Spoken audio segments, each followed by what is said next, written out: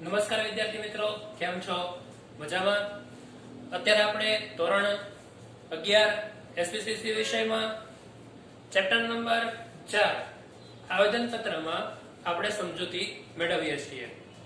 તો છેલ્લે વિદ્યાર્થી મિત્રો આપણે સમજૂતી મેળવી કે આવેદન પત્રની સૌથી મહત્વની બાબતો હોય કે જેમાંથી દરેક બાબતને ધ્યાનમાં રાખીને ચર્ચા કરવામાં આવે છે, એની માહિતી લેવામાં આવે છે, કોણ કોને જવાબદાર છે એ નક્કી કરવામાં આવતું હોય છે. કારણ કે આવેદન પત્ર એ ધંધાકીય એકમનો પાયાનો દસ્તાવેજ છે અને બંધારણ છે. એના આધારે જ કંપનીની જે છે એ આગળની કાર્યવાહી કરવામાં આવતી હોય છે. તો જેમ ગયા લેક્ચરમાં મેં કીધું હતું કે આપણને પ્રશ્ન થવો જોઈએ કે આ આવેદન પત્રમાં એવી કઈ માહિતી છે કે જેને આધારે આપણે એની રચના થઈ છે અને કંપનીનું આખું માળખું બંધારણ કહેવામાં આવે છે. તો છેલ્લે આપણે 6 કલમો વિશે ચર્ચા કરી છે, જેમાં એક કલમ પહેલી એટલે કે નામની કલમની પણ માહિતી મેળવી છે કે દરેક કંપનીનું નામ હોવું જોઈએ. નામ વગર કંપની શક્ય નથી. કોઈ પણ કંપનીનો સ્થાપક છે એ પોતાની મરજી મુજબ નામ રાખી શકે છે, પરંતુ નામ રાખવા માટેની અમુક ધ્યાનમાં રાખવાની બાબતો પણ નક્કી કરેલી છે. જેમાં અમુક ઘણા બધા મુદ્દા સમજ્યા હતા કે કેવું નામ રાખી શકાય, કેવા પ્રકારનું નામ ન રાખી શકાય, કેવી કંપની હોય, કેમ કે જાહેર કંપની છે તો ત્યાં જે છે એ લિમિટેડ લખાડશે, ખાનગી કંપની હોય તો પ્રાઇવેટ લિમિટેડ લગાડશે, જો કોઈ સેવાના હેતુથી કામ કરતી કંપની છે તો એને શું લાગુ પડે છે. તો ટોટલી નામને ધ્યાનમાં રાખીને બધી જ બાબતો એ નામની કલમમાં આપણે ચર્ચા કરી ગયા છીએ. તો હવે આપણે જે માહિતી મેળવવાની છે એ શેના વિશેની માહિતી છે? તો એ છે હવે આપણી કલમ નંબર 2 રજિસ્ટર્ડ ઓફિસની કલમ.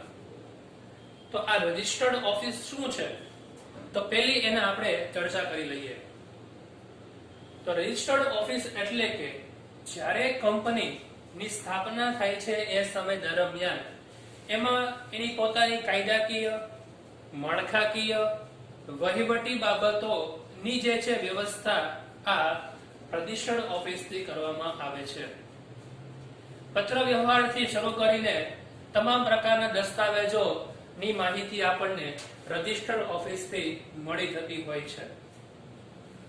તો આપણે આ રજિસ્ટર્ડ ઓફિસની સ્થાપના ક્યારે કરવાની હોય છે, કેટલા દિવસમાં કરવાની હોય છે, રજિસ્ટર્ડ ઓફિસનો ઉપયોગ શું છે, કોને અનુસરીને કરવામાં આવતી હોય છે, તો એની થોડીક ચર્ચા જે છે આપણે અહીંયા કરવાની છે.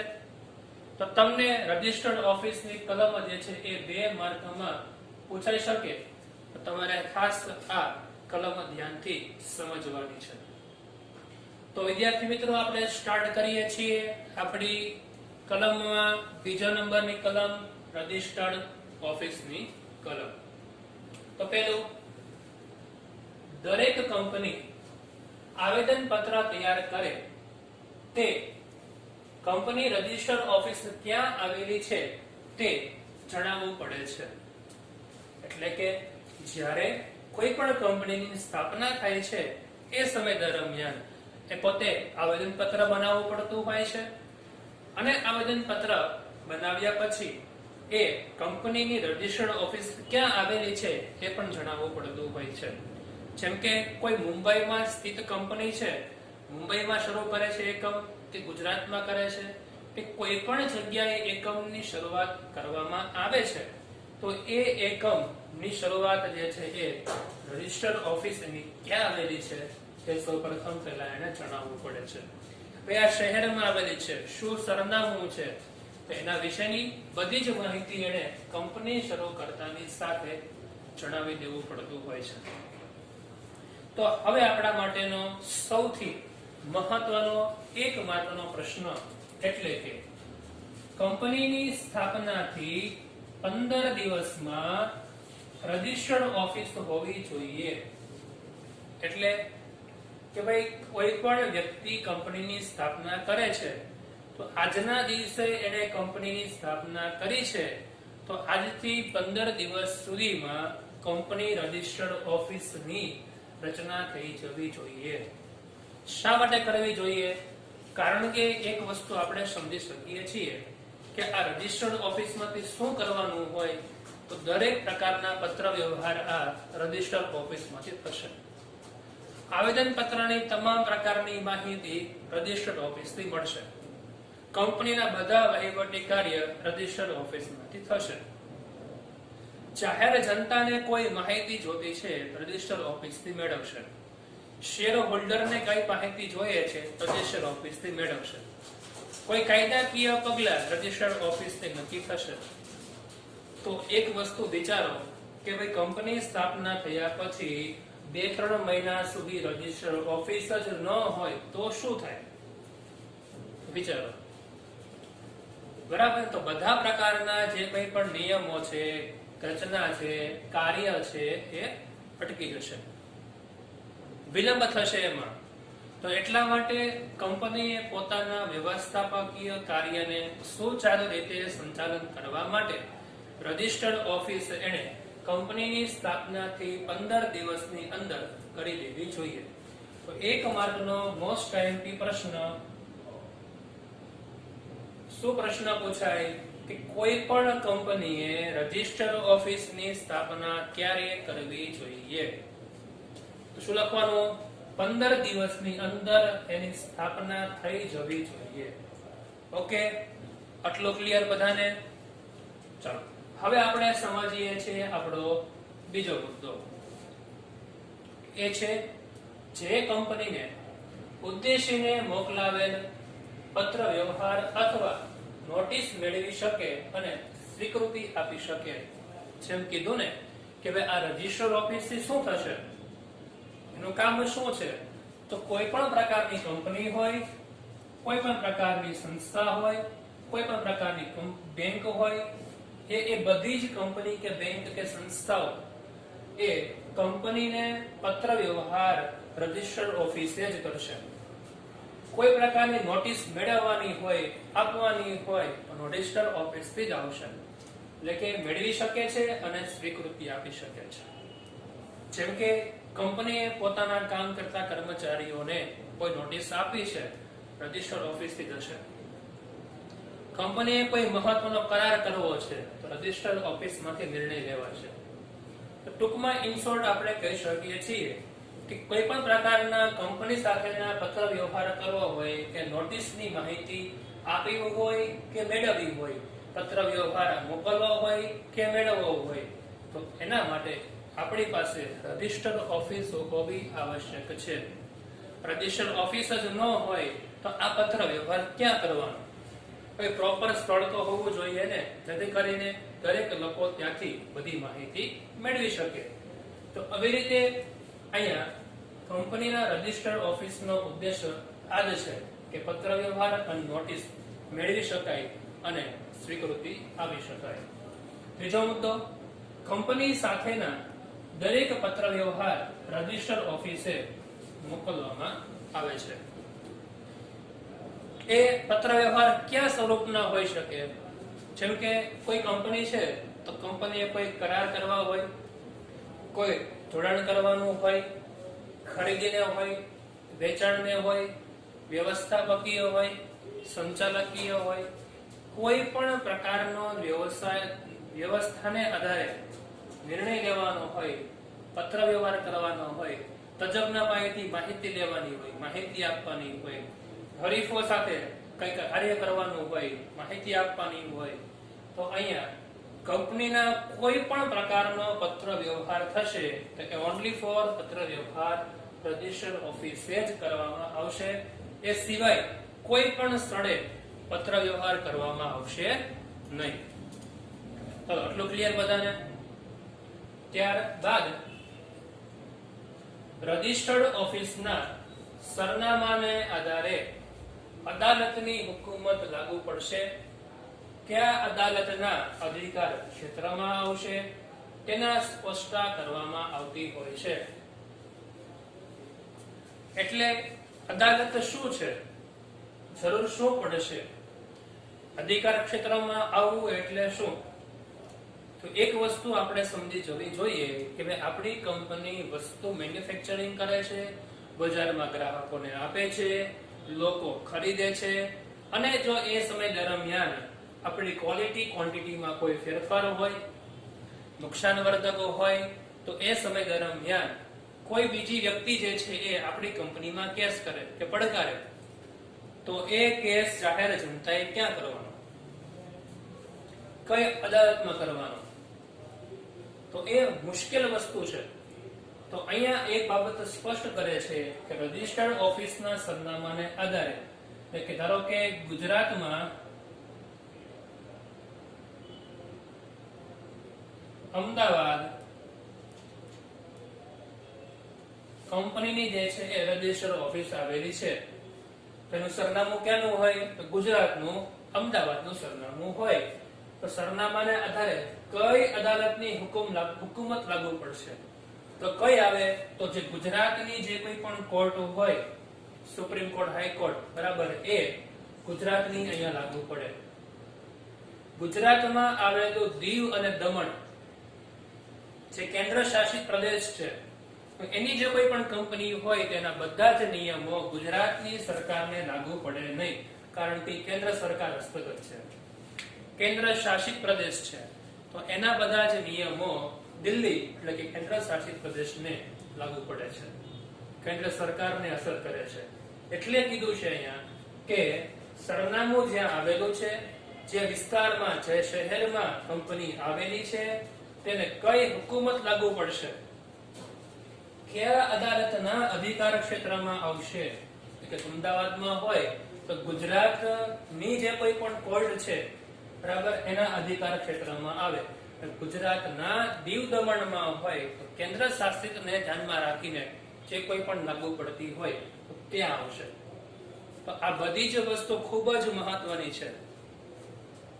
એટલા માટે અહીંયા કંપની રજિસ્ટર્ડ ઓફિસમાં આવા બધી બાબતોની સ્પષ્ટતા કરેલી છે. અમથા આને કઈ બંધારણ તરીકે આપણે ઓળખતા નથી. અમથા લોકો એને જે છે એ ફોલો કરવાનું હોતું નથી. ત્યારબાદ કંપનીના સભ્યો અથવા અન્ય પક્ષો જે વ્યક્તિગત રીતે દસ્તાવેજો તપાસવા માંગતા હોય કે વધારાની માહિતી મેળવવા માંગતા હોય તો રજિસ્ટર ઓફિસનો સંપર્ક કરી શકે છે. એટલે કે આપણે જાહેર જનતા છીએ, આપણે કોઈ એક કંપનીમાં જે છે એ રોકાણ કરવું છે,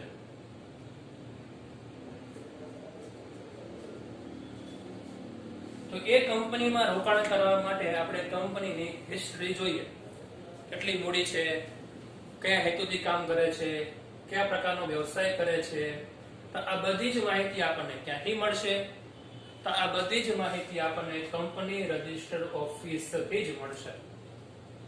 આ કંપની સાચી છે કે ખોટી છે એના દસ્તાવેજો તપાસવા હોય તો રજિસ્ટર્ડ ઓફિસથી મળશે. તો ટૂંકમાં કહી શકીએ કે ભાઈ કંપનીના સભ્યો હોય અથવા અન્ય પક્ષો હોય, સભ્ય એટલે કે શેર હોલ્ડર હોય, સંચાલક મંડળ હોય, એના કામ કરતા કર્મચારીઓ હોય, તેના સભ્યો થઈ ગયા. અન્ય પક્ષો બેંક, વીમા કંપની, જાહેર જનતા વગેરે. તો અન્ય પક્ષો એ બધા જ લોકોએ જો વ્યક્તિગત રીતે દસ્તાવેજ જોવા છે, તપાસવા છે કે અન્ય કોઈ માહિતી મેળવવી છે તો રજિસ્ટર્ડ ઓફિસનો જ સંપર્ક કરવો પડશે. ત્યાંથી કંપનીની સંપૂર્ણ માહિતી આપણને મળી જતી હોય છે. ઓકે, તો બધાને રજિસ્ટર્ડ ઓફિસની કલમમાં શું કહેવા માંગે છે, કેવી રીતે કામ કરે છે, તો બધાને સૌને સમજાઈ ગયું છે. તો હવે આપણે બીજો મુદ્દો શરૂ કરીએ. ત્યારબાદ આપણા માટે ત્રીજી અને સૌથી અગત્યની, સૌથી મહત્વની કલમ એટલે કે આપણી પાસે અહીંયા ધ્યેયની કલમ જોવા મળે છે. તો આ ધ્યેયની કલમની શું જરૂર છે, ધ્યેયની કલમ શા માટે અગત્યની છે, એની આપણે હવે અહીંયા સમજૂતી મેળવીએ છીએ. તો વિદ્યાર્થી મિત્રો, આપણે સ્ટાર્ટ કરીએ છીએ ધ્યેયની કલમ. સૌપ્રથમ પહેલું, ધ્યેય અને ઉદ્દેશ એટલે શું? કે જ્યારે કોઈ પણ કંપની પોતાની સ્થાપના કરે છે, કોઈ સ્થાપક કંપનીની શરૂઆત કરે છે, એ સમય દરમિયાન કોઈ એક વિચારથી પોતાની પેઢી કે એકમની શરૂઆત કરી હશે, એ કોઈ પણ એક હેતુથી પોતે જે છે એ ધંધો શરૂ કર્યો હશે. સેવાનો હેતુ હોય, નફાનો હેતુ હોય કે કોઈ પણ હોઈ શકે. તો એ હેતુ શું છે એ જાહેર જનતાને જણાવવું ખૂબ જરૂરી છે. એટલા માટે કીધું છે કે કોઈ પણ કંપની અસ્તિત્વમાં આવવા માંગતી હોય ત્યારે, અસ્તિત્વમાં આવવા માંગતી હોય એટલે શું? એટલે કે કોઈ કંપનીની સ્થાપના થવાની હોય કે કોઈ કંપની શરૂ થવાની હોય એવો સમયગાળો, તેણે પોતાના ઉદ્દેશો અને ધ્યેયો આવેદન પત્રમાં બતાવવા ફરજિયાત છે. કે કોઈ કંપની પોતે ધંધો શરૂ કરે છે તો એનો હેતુ શું છે? કોઈ કંપની પોતાના જે છે એ ધંધાકીય એકમમાં કાર્ય કરે છે, એનો હેતુ શું છે? તો અહીંયા આપણે એવું કહી શકીએ કે ધંધામાં જ્યારે કોઈ પણ પ્રકારના કાર્ય કરવામાં આવે છે એ સમય દરમિયાન એકમમાં પોતાનો હેતુ નક્કી કરવામાં આવે છે અને એ હેતુ ધંધાકીય એકમમાં સૌપ્રથમ પહેલા બનાવવામાં આવેલા આવેદન પત્રમાં દર્શાવવો ફરજિયાત છે. જેને કારણે જો કોઈ પણ શેર હોલ્ડર હોય, જેમ કે શેર હોલ્ડર છે,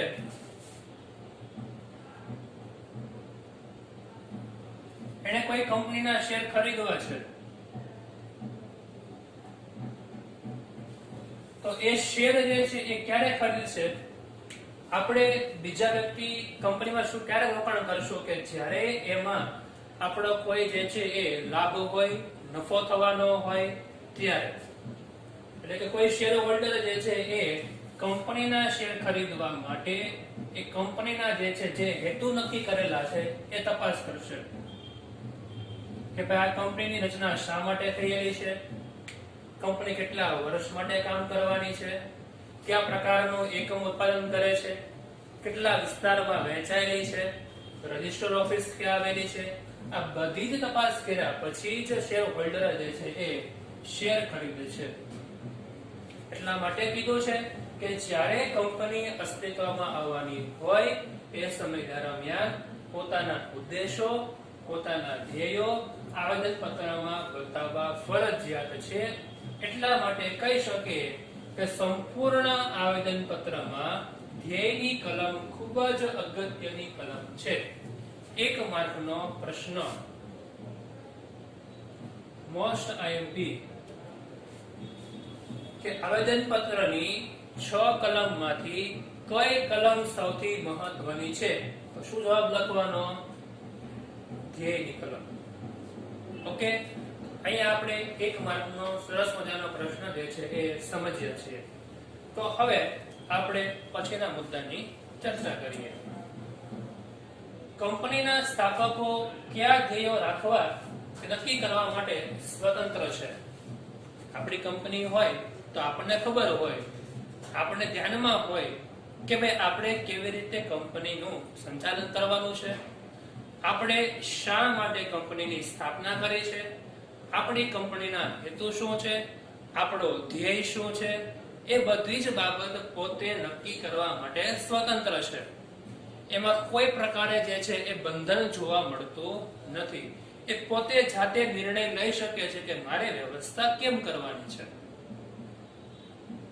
બરાબર? તો અહીંયા આપણે એક વસ્તુ કહી શકીએ કે ભાઈ આ ધ્યેય નક્કી કરતી વખતે અમુક મર્યાદાઓ છે જે તમને આ મર્યાદાઓ જે છે એ 2 અથવા 3 માર્કમાં પૂછાતી હોય છે કે હેતુ નક્કી કરતી વખતેની મર્યાદા જણાવો, કે ધ્યેય નિર્ધારણની મર્યાદા જણાવો.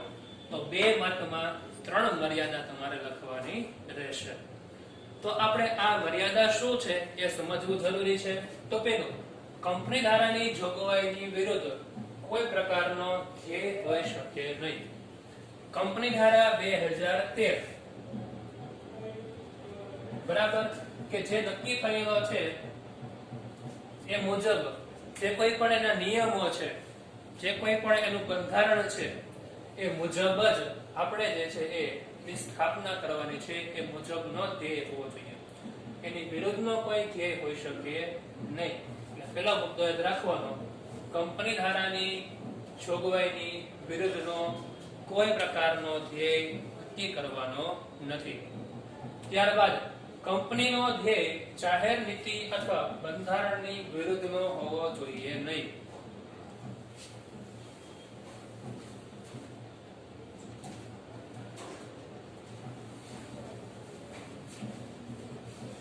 જેમ કીધું છે ધ્યેય જાહેર નીતિ. જાહેર નીતિ એટલે શું કે ભાઈ સરકારે જાહેર જનતાને હિતને ધ્યાનમાં રાખીને અમુક નીતિઓની રચના કરેલી છે, અમુક નિયમો બનાવેલા છે, જેથી કરીને કંપની પોતાનો ઇજારો સ્થાપી ન શકે, કંપની પોતાના લાભ માટે જાહેર જનતાને કે સમાજને કે પર્યાવરણને નુકસાન ન કરે. એટલા માટે અહીંયા જે છે અમુક નીતિઓ નક્કી કરેલી હોય છે.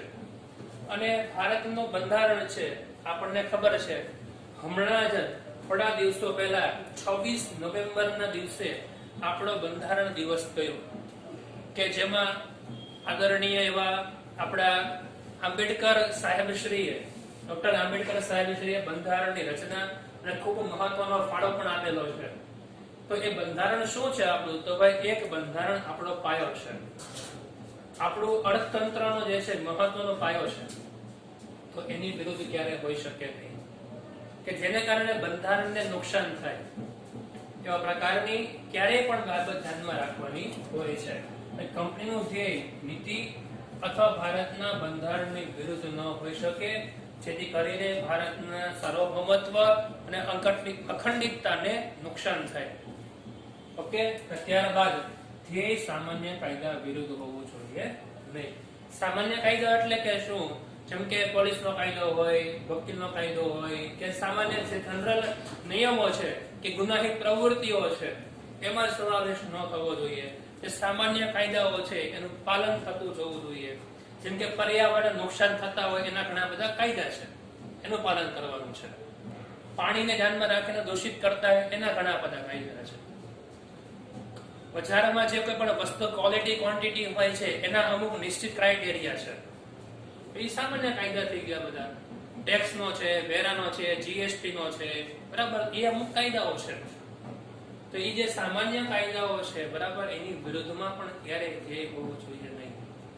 તો આપણે એવું કહી શકીએ કે કંપની ધારાની જોગવાઈની વિરુદ્ધનું ધ્યેય ન હોવું જોઈએ, ધ્યેય જાહેર નીતિ અને ભારતના બંધારણની વિરુદ્ધ ન હોવું જોઈએ, અને સામાન્ય કાયદા વિરુદ્ધ ન હોવું જોઈએ.